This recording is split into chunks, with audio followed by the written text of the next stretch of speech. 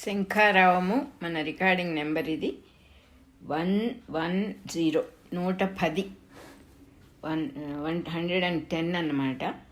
ఇది 16వ అధ్యాయం దైవాసుర సంపద్విభాగ యోగంలో మనం ఇప్పుడు 8వ శ్లోకం నుంచి చదువుకోబోతున్నాము. ఈ సృష్టి యందు ఒక పద్ధతి లేదని అసుర స్వభావము గలవారి నమ్మకం. కనుక సృష్టి యందు సత్యం ఉండును అని వారు నమ్మరు. అసలు ఈ సృష్టి అంతయు భ్రాంతి అనియు, ఇందు నిత్యమైన స్థిర ధర్మములను గుర్తించుట వ్యర్థమనియు వారి విశ్వాసము. సృష్టి యందు ఒక పద్ధతియే లేనప్పుడు దీనిని నిర్వహించు ఈశ్వరుడు ఒకడున్నాడని వారు అంగీకరింపరు. స్త్రీ పురుషులు మన కంటికెదుట కనిపించుచున్నారు. వారి పరస్పర కామ ప్రవృత్తి వలన జీవరాశులు పుట్టుచున్నవి. దీనికి వేరుగా ఈశ్వరుడిని ఒకనిని తెచ్చి పెట్టుట ఎలా అని వారి వాదము. ఇట్టి భావముతో వారి దృష్టి మందగించును. సృష్టిలో ఒక సత్యము ఒక ధర్మము ఉన్నవని గ్రహింపకపోవుట వలన సృష్టి యందుగల మహాశక్తులను అతడు దర్శింపలేడు.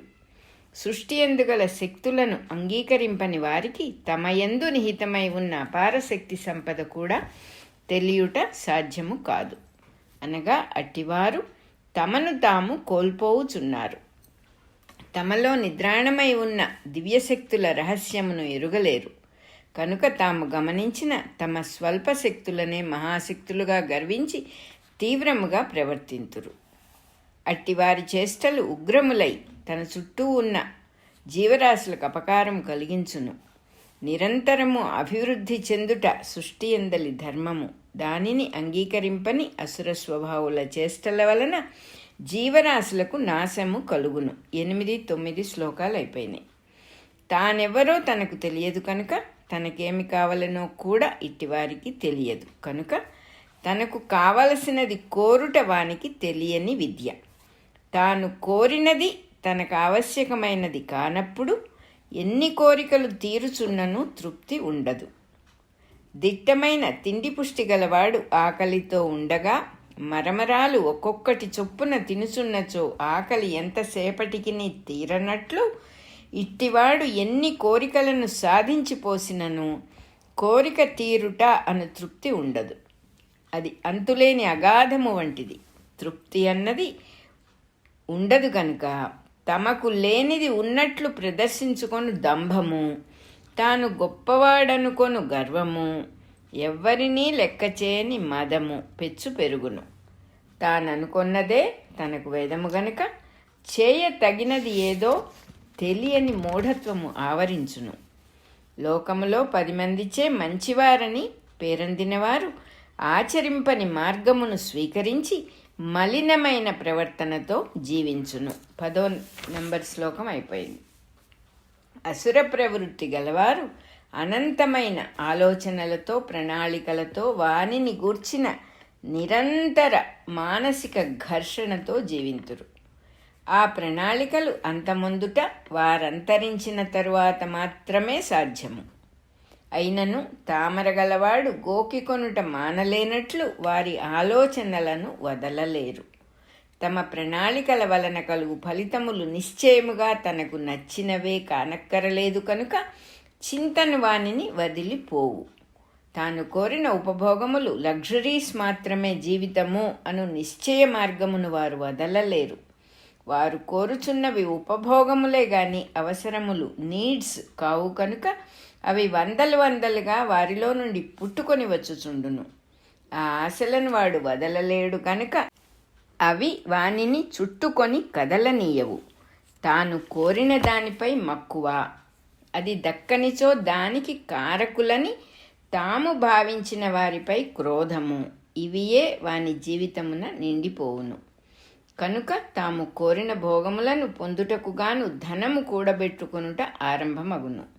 అవసరమునకు మించి కూడబెట్టవలెనన్నచో అన్యాయముగా అయిన ప్రవర్తించుటకు వాడు జంకడు. 11, 12 శ్లోకాలు అయిపోయినాయి. ఈనాడు నా కోరిక ఒకటి సిద్ధించినది, రేపు మరికొన్ని కోరికలు తీర్చుకొందును. నేడు నాకింత ధనమున్నది, రేపు మరింత ధనమును ఆర్జింతును. నేడు ఈ నా శత్రువుని వధించి తిని రేపు మిగిలిన శత్రువులనందరినీ వధింపగలను. అందరికీ నేనే నాయకుడనని వారందరూ గుర్తింపవలెను. నేను చాలా బలవంతుడను కనుక సుఖభోగములు అనుభవించు హక్కు నాకున్నదని లోకమంతయు గుర్తించున్నట్లు ప్రవర్తింతును. వారందరికన్నా నాది ఉత్తమ జన్మమని కలిగిన వాడనని వారెల్లరూ గుర్తింపవలెను. అసలు నా వంటివాడు మరి ఎవడున్నాడు? ఎవరికైనను ఏది అయినను ఈయదలచినచో ఈయగలవాడను నేనే. నేను భోగింపదలచినను నా వలె భోగింపగలవాడు లేడు. ఇట్లు అసుర స్వభావులు తమ్ము గూర్చి తామెరుగని తెలివి తక్కువ తనముచే మూఢులై నిరంతరము భావించుచుందురు. 13, 14, 15 శ్లోకాలు అయిపోయినాయి. ఈ విధముగా అసురతత్వము గలవారు తమను గూర్చి తమకే తెలియని స్థితిలో అనేక చిత్తభ్రాంతులను సెల్ఫ్ ఇల్యూజన్స్కు లోనై వాని అల్లికచే తమను తామే మోసగించుకొనుచుందురు. ప్రవాహ జలము స్వచ్ఛముగా ఉండును. చిన్న గుంటలలో నిలువైన నీరు మురికి ఎత్తిపోయి అనారోగ్యకరమైన సూక్ష్మ క్రిములతో నిండి ఉండును. అట్లే తమకు ఆవశ్యకము కాని వందల కొలది కోరికల సూక్ష్మజీవులతో నిండిన మురికి గుంట అనడి నరక కూపమున పడి వారు చిరకాలము జీవింతురు. దానినే స్వర్గధామముగా తమ్ము తాము మోసగించుకొనుచుందురు. 16 శ్లోకం అయిపోయింది. తాను ఎదగవలసి ఉన్నదని గ్రహించినవాడు తనను తాను పొగడుకొనడు. తనను తాను పొగడుకొనుటకు అసుర స్వభావుడు సిగ్గుపడడు. తానే గొప్పవాడనని భావించుట వలన వాడెట్టి ఎదుగుదల లేక స్తబ్దుడై ఉండిపోవును. తాను ఆర్జింపదలచిన ధనము చేతను దానివలన తనకు సిద్ధించును అనుకొను గొప్పతనము చేతను వాడు మదించిపోవును. అట్టివాడు యజ్ఞాదులు కూడా చేయుట చిత్రముగానే ఉండును గాని వాడు తన గొప్పతనము ప్రదర్శించుకొను డాంబికత్వమునకై యజ్ఞములు చేయును. అవి పేరునకే యజ్ఞములు గాని నిజమైన యజ్ఞములు కావు. వాడు ఎట్టి శాస్త్రములను లెక్క చేయడు కనుక తన ఇష్టం వచ్చిన రీతిలో చేయును. 10 మందిలో ప్రదర్శనమునకే గాని భక్తి శ్రద్ధలతో వాడు ఆ యజ్ఞములను చేయడు. 17వ శ్లోకం అయిపోయింది. అట్టివారు శారీరకమైన పశుబలముపై ఎక్కువ నమ్మకము కలిగి ఉండి దానినే పెంపొందించుకొనుచుందురు. పశుబలము ఎక్కువైన కొలదియు ఇతరుల కన్నా తాను గొప్పవాడను అను దర్పము పెరిగిపోవును. దానితో అహంకారము అనబడు పొగరు పెచ్చుమీరును. అట్టివానికి కోరికలు కూడా గాఢముగా ఉండును. అవి తీరుచున్న కొలదియు వాని సంఖ్య తీవ్రత పెరుగుచుండును. కోరికలు తీరినప్పుడు అవి తనకు దక్కకుండుటకు కారణములను ఇతరులలో అన్వేషించును.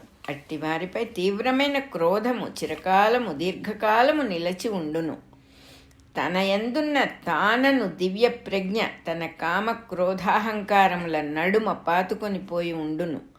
తన యందలి ప్రజ్ఞనే గమనింపలేని వానికి ఇతరులలోని దివ్య ప్రజ్ఞను గమనింపగలుగుట అసలే సాధ్యము కాదు. తన యందును ఇతరుల యందును గల సమానత్వమును కామన్నెస్ను గమనింపగలిగిన వానికి ఇతరులపై ప్రేమ ఉండును. సమానత్వమును కాక భేదములను మాత్రము గమనించువారు అసుర స్వభావులు. భేదము ద్వేషమునకు మూలము. అహంకారముతో తానెంత కరడుగట్టుకొని పోవునో అన్ని భేదములు ఇతరులలో కనిపించును.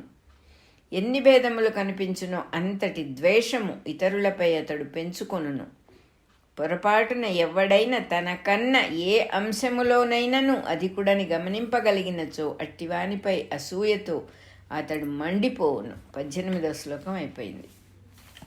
క్రోధము, అసూయ, ద్వేషము కలవారు తమ చుట్టూ ఉన్న సమాజమేడల క్రూరముగా ప్రవర్తింతురు. చక్కగా గమనింపగలిగినచో అట్టివారిని మానవ జాతిలోని అధమజాతి వారు అని తెలియను. అట్టి అపరాధములను నేనేమి చేయవలెను? వారి స్వభావమునందలి శక్తి తీవ్రమైనది. ఆ తీవ్రతయే ఆకర్షక శక్తి కాగా అట్టి అసుర జన్మములనే మరల పొందుచుండుటయు వారి తీవ్ర అసురతత్వమే కారణముగా త్వరగా జన్మలు ముగియుచుండుటయు ఆ ఆకర్షక శక్తియే కారణముగా మరల త్వరగా జన్మలెత్తుచుండుటయు జరుగుచుండును.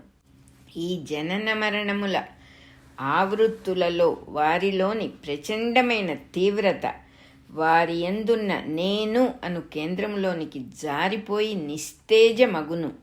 అట్టివారి యోగక్షేమము కొరకై నేను చేసిన ఏర్పాటు. కానీ ఇట్టి అసుర ప్రవృత్తి తీవ్రముగా ఉన్నవారు అంత త్వరగా తమ స్వభావపు పట్టును వదలలేరు. కనుక ఎన్నో జన్మలు అట్టి అసుర స్వభావము గల తల్లిదండ్రులకే పుట్టి అట్టి స్వభావముతోనే జీవించుట సంభవించును. అట్టి జన్మలలో ఉన్నంత కాలమును తన యందున్న నన్ను గమనింపకయే అధమగతియందే 100ల కొలది జన్మలు గడిచిపోవును. కానీ వారికి తెలియకుండగానే ప్రతి జన్మలోనూ కొంత తీవ్రత తనలోనికి జారిపోవచుండును. ఇది తనకు తెలియకయే జరుగును గనుక అతడు తనను గమనింపలేడు. ఇట్టి కొన్ని వేల జన్మల ప్రక్రియ తర్వాత అతని స్వభావపు తీవ్రత నిస్తేజమగును. 19, 20 శ్లోకాలు అయిపోయినాయి. అలాగే మన రికార్డింగ్ నెంబరు 110 కూడా అయిపోయింది, 110 కూడా అయిపోయింది. మళ్ళీ చదువుకుందాం.